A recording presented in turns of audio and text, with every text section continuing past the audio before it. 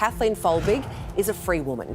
She's been granted an unconditional pardon after serving 20 years of her minimum 25-year sentence for killing her 4 children.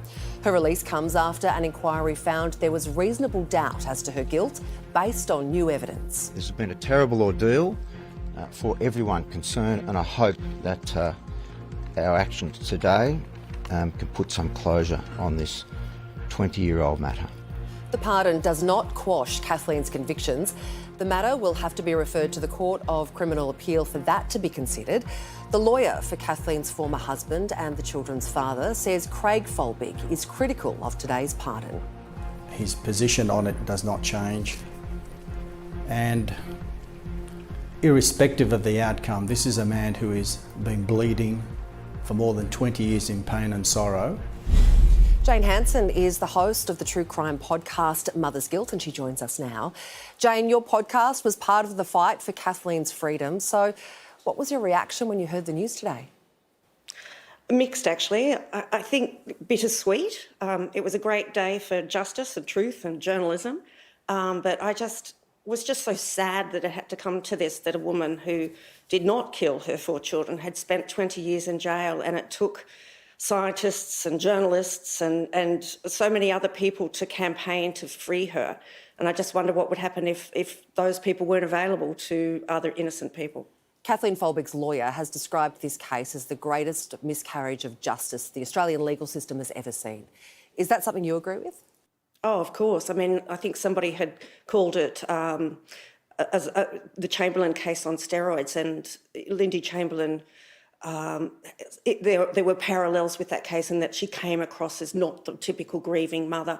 Kathleen was accused of being emotionless as well, and I think there's many questions that need to be asked of the law, and I think that there probably will be another inquiry as to how the legal system got it so wrong from the beginning, because in 2003 the case was based on Meadows law, which was already discredited back then. A handful of women in the UK had already been released from jail after being accused of murdering their children who'd actually died of sudden infant death.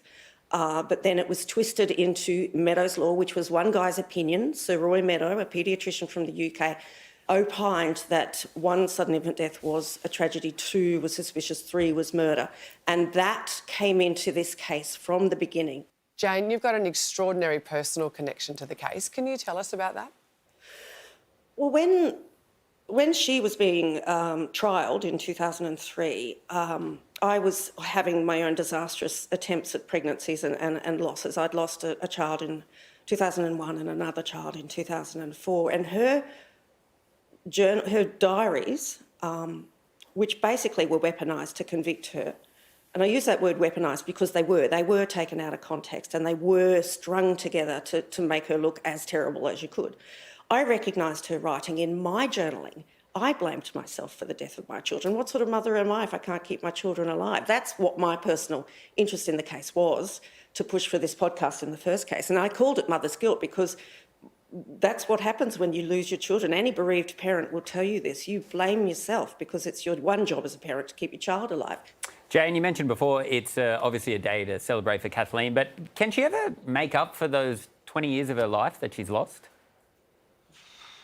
Oh, could you? No, I don't think so.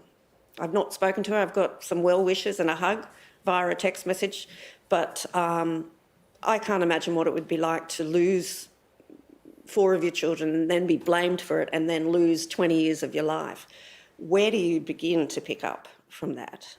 I don't know. I guess it's going to cost the taxpayer a lot in compensation. Yeah, absolutely. You can head to our website for all the information on Jane's podcast, Mother's Guilt. Jane Hansen, thanks so much for your time tonight. Thank you. Wow. It's just like, it's one of those incredible moments. Because it's one of those stories that, like, the resolution to get to this point from the beginning would have felt impossible, right? And then it just became inevitable. And it, like the build-up of the scientific opinion and all that sort of stuff that has gone from A to Z, I've never seen anything like it. I can't think of anything in my lifetime like this. I just can't help think of this poor mum who's lost 4 babies and then locked up for it. 5 of those years 5 of the 20 that she spent behind bars were in solitary confinement. Yeah. She thought at times she wouldn't get out of there. She was scared for her life. And now, like, it's bittersweet. Bittersweet She's was got the a word. freedom, but Yeah. Well, that was the word that bumps. kept coming out today. And don't forget, she had a really tough start to life too, because her father murdered her mother and she was a foster child. So, you know, all these things that get thrown at women who aren't emotional enough and not this enough and not that enough, they all really did conspire in this case for an appalling miscarriage of justice. And I'm a taxpayer in New South Wales, and I really hope that our taxpayer dollars go some way towards helping her get started in the next phase of her life. yeah.